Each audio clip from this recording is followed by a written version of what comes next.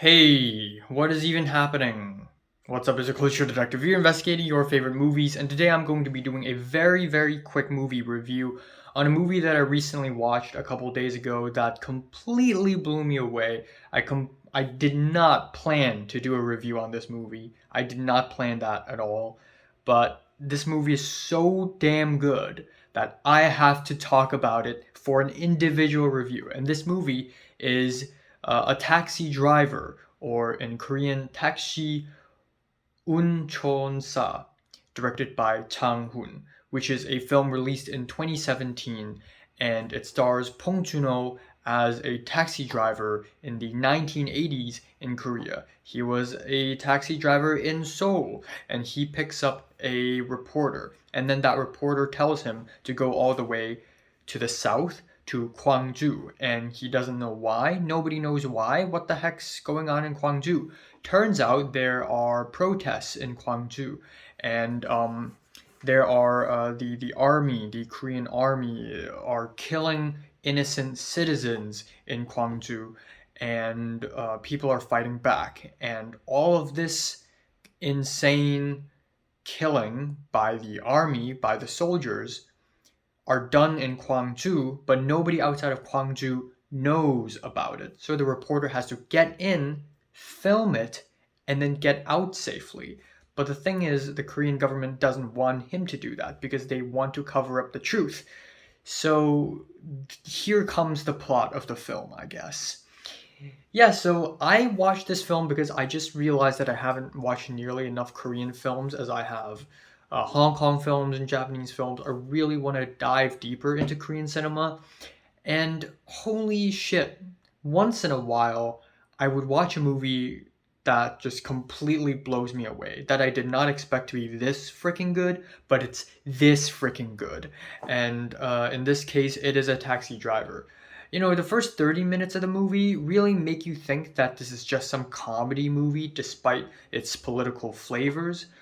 And I wasn't really that impressed by the first 30 minutes. Like, the editing, the dialogues are a little okay, it's a little mainstream flavored, whatever. But the rest of the movie is just absolutely traumatizing. And it's especially traumatizing to people like me who has seen socio-political movements like this, like, happening right in front of my eyes. And at some point in the movie, I just couldn't stop crying. I did not expect to cry. By the way, I did not expect to cry at this movie. And I ended up crying like 3 times watching it. It's ridiculous. Now, first of all, what I absolutely love about this film is that it describes a socio-political movement from the perspective of an outsider.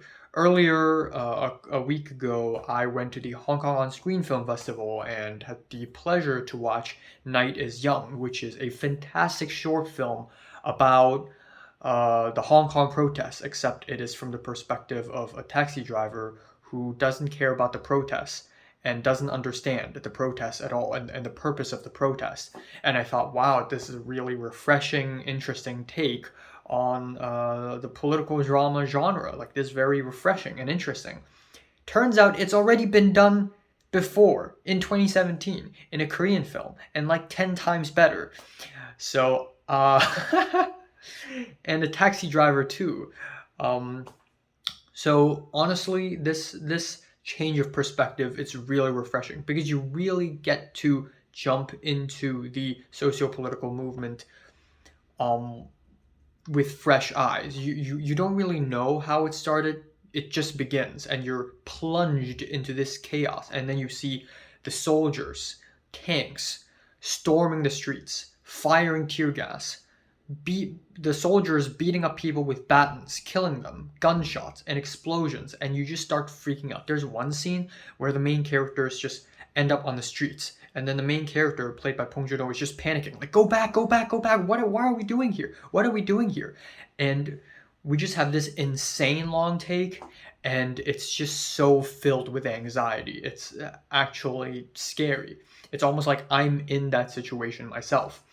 And then one of the most powerful moments in the movie is when the civilians, started offering food, like rice balls and other food, to the reporter.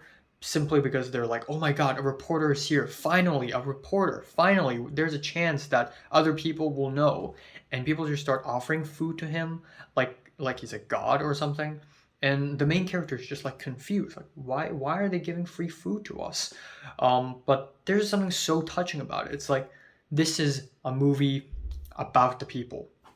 And it just reminds me of the time I went to the protests in 2019 in August, and it was raining that day, and someone offered me an umbrella for free. Um, and I feel like, I mean, me talking about it right now is getting me emotional as well. Holy shit! But it's just like the power is. Oh my god, I'm actually getting emotional. The power is in the people, and it's just fantastic. And the scene that really freaking broke me is the hospital scene where it's sort of in the last act, and the main character sort of goes to that hospital and just sees everyone dying. It's so traumatizing. And but at that point he's already changed his mind, and is he already understands the protests, and he grabs the roll of film and places it at the reporter's hands and just tells him like film this. So that scene freaking broke me. And then from that scene onwards, like almost every scene made me cry.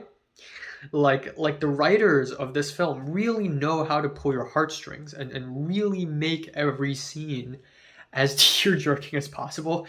And I just fall into that shit. I actually tear up watching it, and I just can't stop tearing up. I keep pulling out tissues from the tissue box and I keep sniffing. It's actually insane.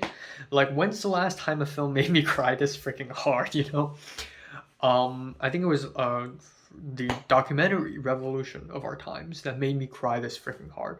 And then of course the last scene with the taxi chase, which is so unrealistic, like it would never happen in real life, and it's so over dramatized. But at that point I'm so emotional that it doesn't even matter. That it doesn't even matter that it's over dramatized. I'm already in on it.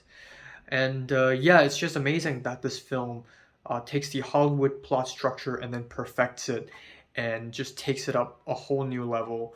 And yeah, I really, really think this is a fantastic piece of movie. If you're into Korean film, but you haven't seen this one, what the hell are you doing? I'm giving A Taxi Driver. And Bong Joon-ho's so good. He's good in every movie he's in. I've never seen the guy do a bad performance. So yeah, I'm giving this movie a strong 9 out of 10. So, have you watched A Taxi Driver? Comments below, let me know. Subscribe if you want more. And thanks for watching.